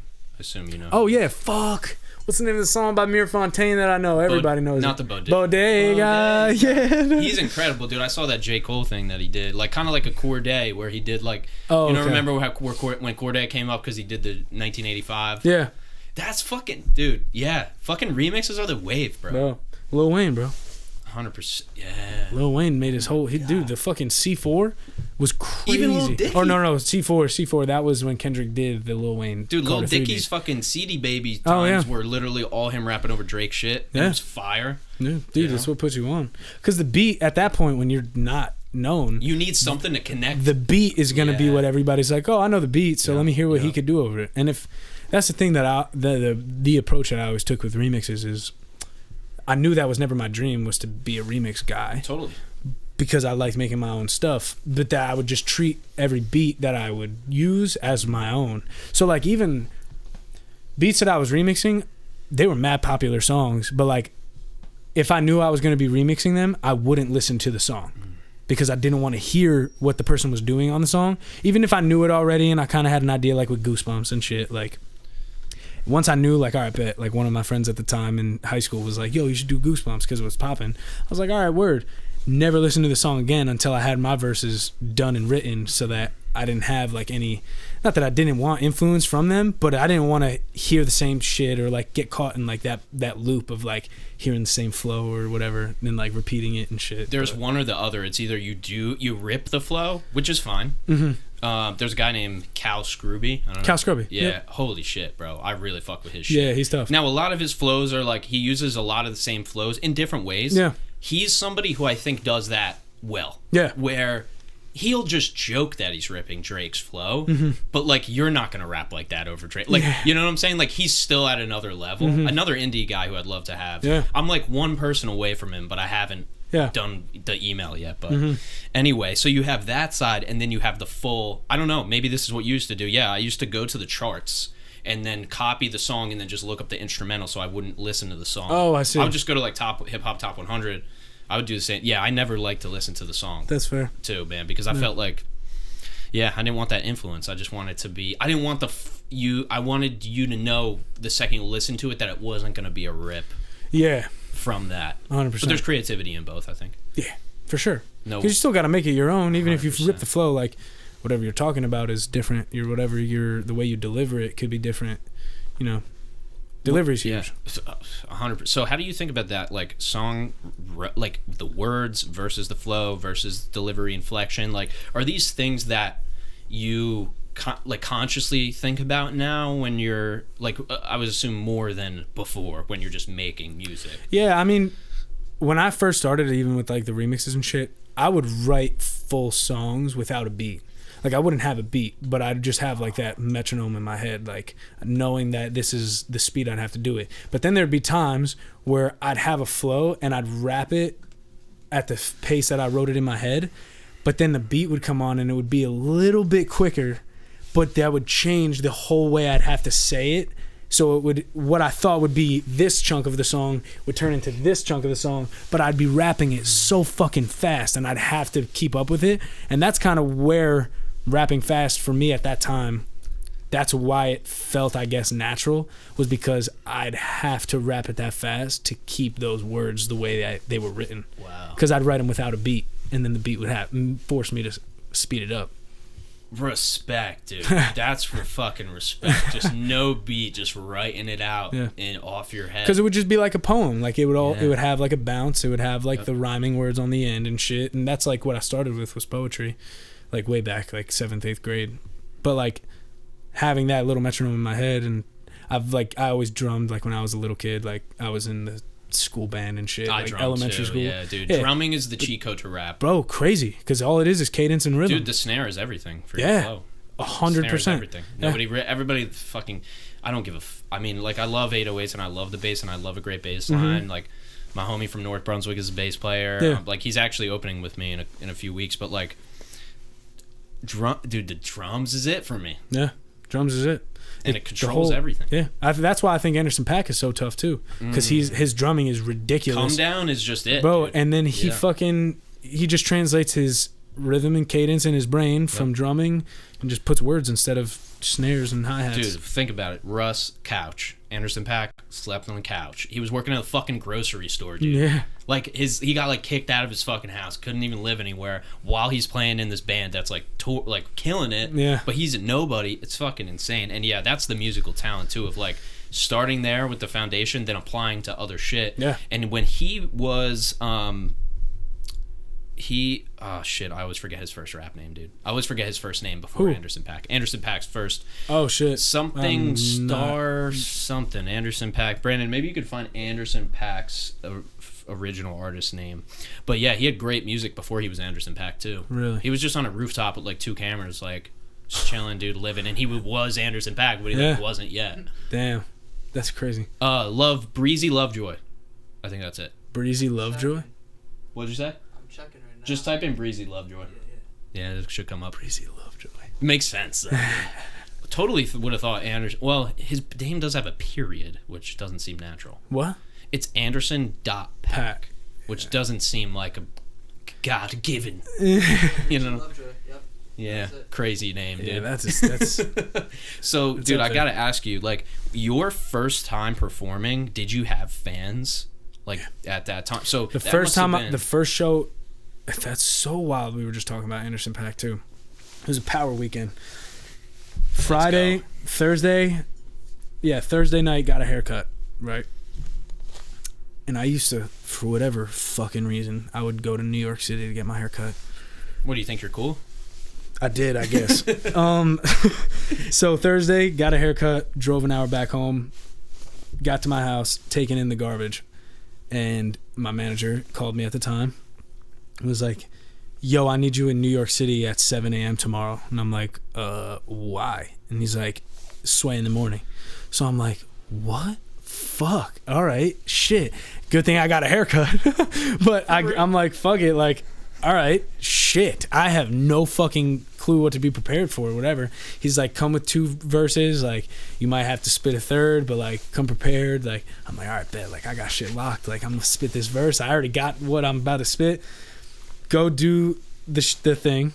And this is coming full circle. Morning comes, my brother vlogged it. I didn't post the vlog. Stupid of me not to, but my brother has a vlog of the whole experience. I was thinking about posting it. But we do, in the morning, we go, do Sway. I fucking did well. I felt good after it. I'm like, my brother's freaking out. My buddy Mike's freaking out. Like, it's power. We're fucking feeling it. Next day is my first show ever. And that's a headlining show in at House of Independence in Asbury Park. I headlined it. We had openers and shit. My first performance ever. I mean, I performed at my fucking cousin's wedding, like one song, but something like that. But it was fans and shit. Like, we were selling merch. Like, it was legit. And like, my manager flown out. My buddy Bruce Wigner flew out. He's the one who also helped me with Logic a lot, because that's what he uses. But yeah, that was a power weekend. But when we were at Sway, as I was walking out, my publicist at the time was like, Anderson .Paak is next. Like, he's in the lobby. Like, you want to meet him?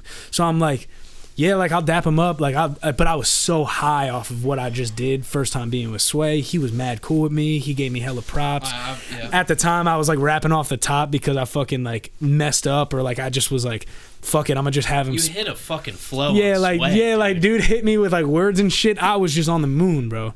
So my publicist was like, all right, like, you want to go take a picture with Anderson? I'm like, cool. I walk up to him, I dap him up, but like I'm just like, nice to meet you, man. Ran outside. I'm like, what the fuck just happened? Like, in the middle of New York, like, me and my brother and my best friend are just like freaking out over what happened. But didn't even get a picture with him because I was just so like out of it. Like, I had no idea what the fuck was going on, bro. But I met him. He seemed mad cool. But yeah, next day was the House of Independence, and that was like the first time I ever performed. And yeah, there was a crowd. I think it was like 450 people. Did you have openers too? Yeah. So were they your homies or? Nah. They were just like some people that like just either like promoter. People. Yeah, promoter. That's like, me. That's where shit. I'm at right now. I'm at promoter people. Fuck yeah. But we'll take it. Yeah. Totally, No, we'll dude. take Of course. Hell yeah. Yo, fucking dude, performing at a dive bar in Bumblefuck, Pennsylvania, in a Spanish neighborhood, where you have to walk through a corridor.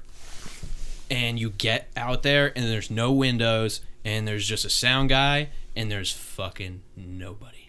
Really? Dude, and I go there, and I'm like, okay. This is like for anybody listening, watching, you have AK's experience. Okay, now I'm going to paint my picture. So this is just, we're here. So I'm back there, right? And it's like, I don't even know. My homie hooked me up, my friend. So I have a friend. His name's AK-40 Devin. Oh, word. And he's great, bro. He's crazy. You guys would. AK-40 Devin. I try to get, like, he's super busy. He's a videographer, too. Oh, so word. You guys would hit it off. Yeah, he's great. He hooks me up. Like, he gets me a lot of shows and stuff. Like, he lets me open for him. Fuck yeah. Which is awesome. So, but we're in this, like, fucking dive, dude. Dive. It's like a Wednesday. Oh, dude, I hear you. My tour was dive. I had a bunch of shows at bars and shit. So, we, like, do our thing, and, like, we're not really, like, seeing the other groups yet. You know, they're, like, there, but I don't know what they're doing.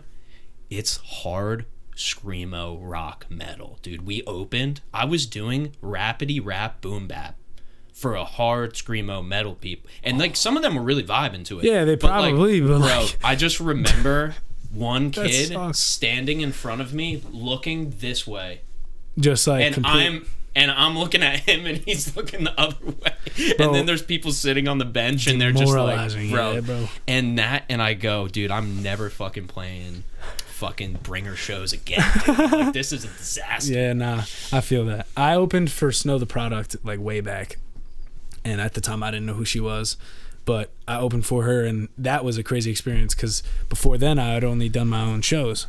But opening for another artist, it's different because they don't give a fuck about you no matter what. So like, you got to make them care. But like, performing used to being like seeing phones pointed at me. Then there was just phones down. People were just on them or like talking with their friends and shit. Meanwhile, I'm over here huffing, puffing, giving my heart and soul on this shit. They're not even fucking paying attention. I'm just like hoping to get one more stream out of this crowd, you know, like, or whatever. Hoping to just somebody comes up to me and goes, "Hey, that was actually good." Yeah, like, I actually fucked with that. It's bro, like, oh, thanks. That's my favorite, dude. I did a festival performance in. Shit, I forget what it was. It wasn't like a music festival. It was like a low-key town thing. There was like 500 to 1,000 people there. Like big stage. Yeah. You know, biggest stage that I've been on. And like kids came up to me after, which I thought was so fucking cool. There's nothing else that I think is cooler than like a 12-year-old kid going like, "Hey, that was really good." I'm like, fuck yeah, bro. That's awesome. Yeah, no, it's nuts. Yeah, that makes it all worth it, to be honest with you. For sure. I was actually in Stop and Shop, or ShopRite, I should say, the other day.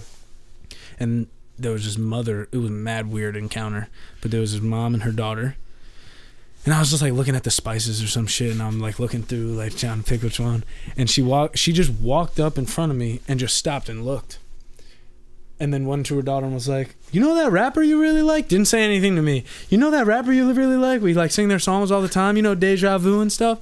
And the daughter's like, yeah, I know, yeah. And she's like, "That's him, he's right here." Didn't say a word to me at this point. Like, just like straight up stopped me, talked to her. And I was like, "Oh, what's up?" I picked up. Like, I knew what the hell was going on at that point. And I was like, "No way. Like, that's sick." She's like, had to have been like 8. She was like, "I love your music. Like, this is so cool." And she like starts freaking out. And I'm like, "Do you want a picture?" And she like fucking flipped. And like her mom took her phone out, took a picture and shit. But like a moment like that, it was like wholesome as fuck. Like, my heart exploded. And you know, it's like, this lady's not trying to disrespect. No, not at all. She's trying to respect. Yeah, actually. She actually was probably just excited to be like. She had no idea that you were gonna. So it's like, so you turn and you go, "Oh, the guy. Hey, this is the guy." Yeah. It was just like, stopped me in my tracks.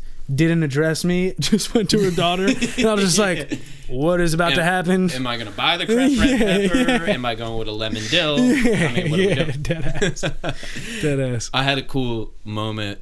I was just DJing a fucking corporate party, and some guy was like, "Oh, you Sully Bop?" He's like, "Sully Bop." I was like, "Yeah, man, I'm fucking Sully." He was like, "Yeah, man, know your music, man." Like, I was like, "That's fucking wild." So even that, like, those 2 moments with the kid, and then with that guy. I was just working my job as a DJ. Like, I wasn't me. I wasn't like podcast, rap, none of that shit. Yeah. But yeah, man, it's funny, man. It's cool. Like, that's really, I think, what 100% makes it worth it. Like, obviously the catharsis of doing it, and then the performance in front of people, which is a different angle. Yeah. And then also people just really actually respecting it and respecting you, and it's crazy, man. So when you put together a set, you know, is there anything that like you did in the beginning that you don't do now, or like any, I don't want to say tips, but anything that you would say, okay, if you're putting together a set like 20, 40, 60 minutes, a big set, what do you do? Like, how do you do that? Hire a choreographer. Really? 100%. Yeah. Or anybody who does movement on a stage, who like knows who's performed. Because I worked with her. Her name's Charm LaDonna. She does like Kendrick. She does Meghan Trainor. Like, she's like a big choreographer. But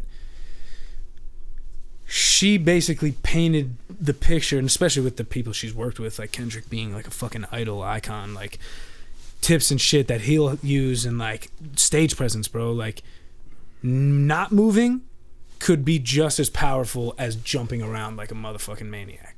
Like, if you're like, even I had a habit at first of like walking to this beat of the song. So like I would walk with the rhythm of the song, but she was like, break that shit. Don't walk with the song. Like, it'll change the way it's viewed and shit. And I'm like thinking about it. I'm like, all right, like I'm picking up on it. But when you're like looking, and especially like in a dance studio I'm in with her, and like looking at yourself, and like she said, like, keep your eyes locked on you the whole time. Like, you're not allowed to look away from yourself. So I'm like, the whole time I'm like walking around looking like this, and I'm treating it like it's a crowd. But I realized, when I was looking at myself, no matter how awkward I felt, I had to fight through it.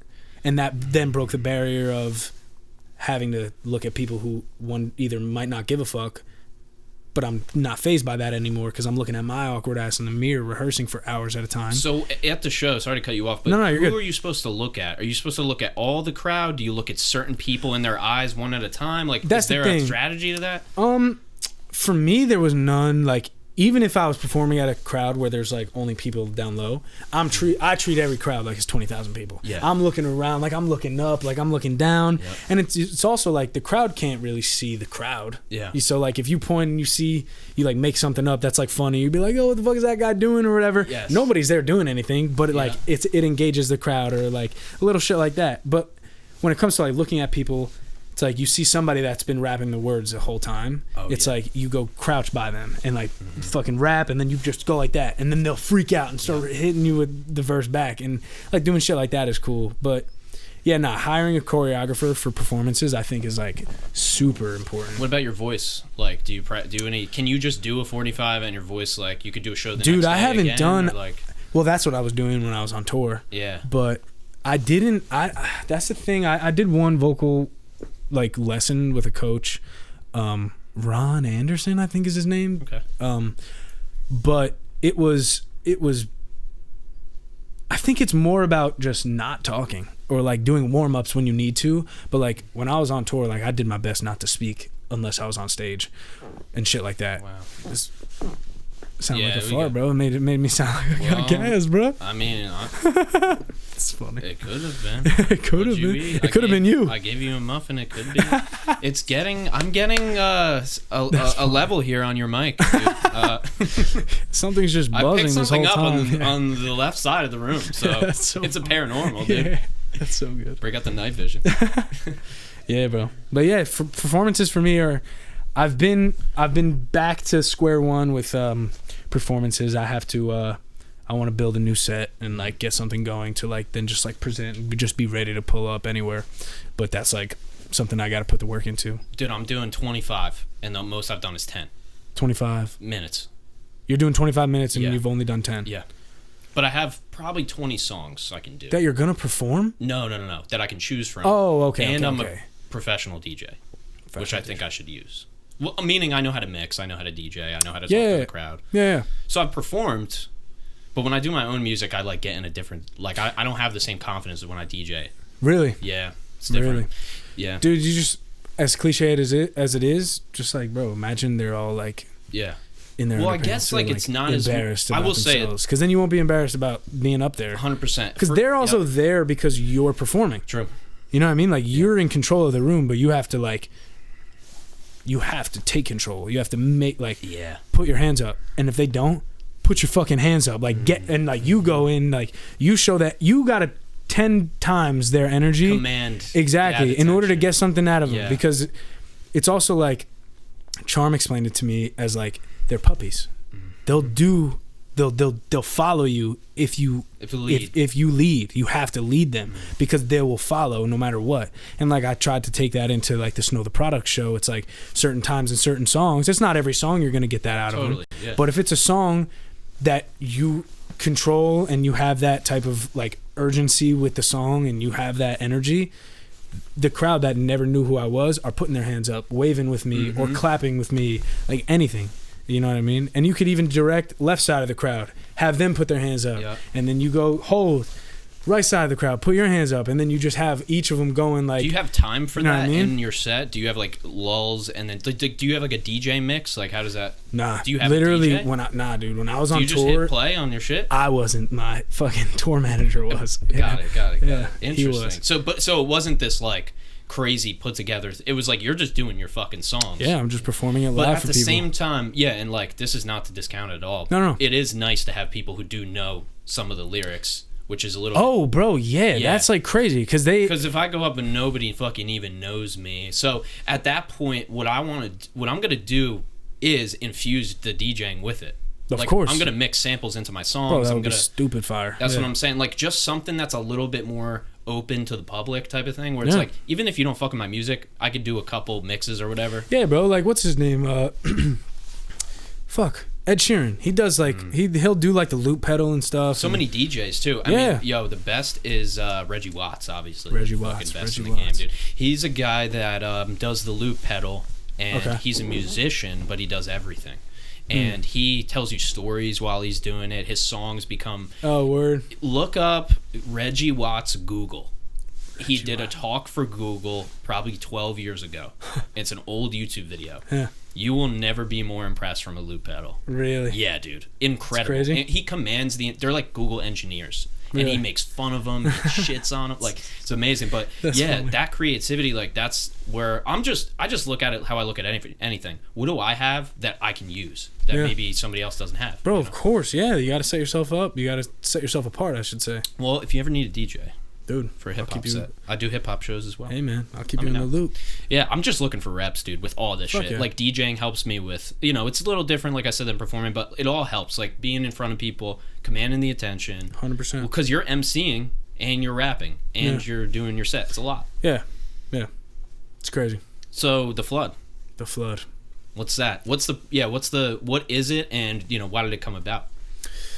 I'd say when I first started with music and like the whole Panda thing like started taking off, my brother told me every 2 weeks, like post a video on YouTube every 2 weeks, like keep the momentum, don't like not feed them, like they want to hear more, so give them more. And at the time I was only doing a song every month on SoundCloud, and now I'm like, fuck, all right, I gotta do 2 a month on YouTube. Yep. And I was doing the videos and shit, like I was editing them on fucking Windows Movie Maker. But The Flood is almost like a rebirth of that, but with my own music and my own beats. Like a lot of them are my own beats that I've taken a lot of time to like learn how to make and fucking arrange and mix them and shit. It's just more, for me, it's like a full circle thing, because that's how I started. That's like what really took things off for me. But it was all over beats that weren't mine. But now I'm doing them over beats that I made completely from scratch in my house, and it's like dope as fuck for me, because I'm doing it in the same place, but like the perspective is totally different. How I view music, the way I view the numbers that come in, or the way I view like follower count and shit. Like back then, where I was a kid, like I'm just soup that people are hearing it, and like I wasn't thinking branding and marketing and strategies and all that. I'm just like, bruh, I'm coming home from school at 2:30. Getting my mic, getting my fucking camera set up, or I'm setting my camera up before I go to school so that I could just come home and just hit record and have it all like ready to go and shit. Like that's all I was doing. But The Flood, I think, is just more something I've wanted to do since then, because I stopped for mad long. But yeah, man, a song every 2 weeks. So it's gonna be 24 songs or something. 26. 26. Yeah. Nice, man. And it's like, yo, people put out albums of that, and it's they just released it at one time, but. My thing is, why not? It's not that The Flood is an album. It's just I'm calling it The Flood because I'm putting a lot of music out. And somebody's gonna make the playlist if you don't too. So yeah, exactly. So, how ahead are you? I have until June 9th ready. Okay, so so you have about 12 ready. Yeah, 12 ready, but like 3 or 4 of them have been released. So how many did you have on day one ready? Like 5 or 6 then, or 12. Oh, I had from January till June done before January hit. Wow, nice. Yeah, by like October. And those are mostly your beats, or a mix too? The majority of them are mine, because the second half of songs are like more producers are mixed in, so I needed the time to get producer agreements done. I was ending things with my manager at the time, so like back and forth negotiating those terms, and I was praying that I can get that done before the new year started, just so like I'm starting fresh. Like I'm by myself again. It's me in my room every 2 weeks, like totally fresh slate. And I've like been able to like network and meet like a lot of new people doing it this way too. It's just been very fulfilling, because it's like now I'm doing something that I've had my eye on and like my head on for so long, and now I'm actually executing it. And I'm looking at like my fucking journal like this that has like mix this and this song, making sure it's ready to go for mastering, and it's like the songs that are already released, I'm like, it's fucking, I'm finally doing it. These songs are actually coming out. Yeah, so is there anything else in the future that you want to touch on that's going to happen in the future for AK in general? Oh man, I'm doing a lot of fucking videos and music. I've like considered every time I do a release, I do like a live on YouTube.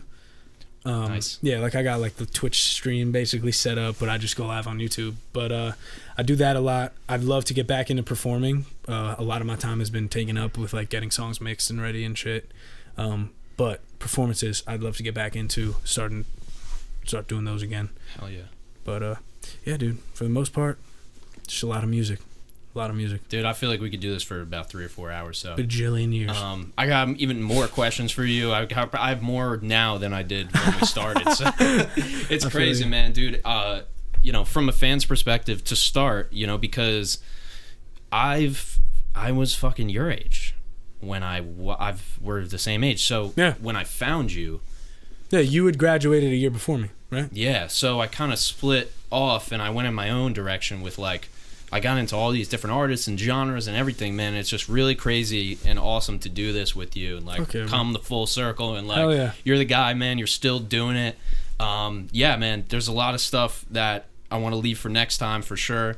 I just want to say I really appreciate you doing this today. Fuck yeah, likewise, bro. Is there anything else that you wanted to you know, tell people listening and watching? If not, it's all good, man. At this point, Let Me Find Out should be out now. Go check it out. It's on YouTube, Spotify, Apple Music, the whole nine. Yeah, I'm TheRealAK on all platforms. TikTok, TheReal_AK. Yeah, that's it. AK, you're the man, dude. Thank you for doing this with me, yeah. bro. Thank you so much. Brandon, thank you. You already know. Appreciate it, my brother. Is that a cut? Dude, we're gonna I'm gonna take us right out of here real quick. My guy, TheRealAK, on the podcast today. All of his links to the single that's out, his social media, everything will be in the show notes. Shout out to Jack, James, Brandon, the team at Podcast Principles for making this happen as well. And you guys know the deal. This is another episode of BopCast, video version on YouTube, and we're on all platforms, even the ones nobody uses. All right, catch you guys on the next one. Catch ya. Peace.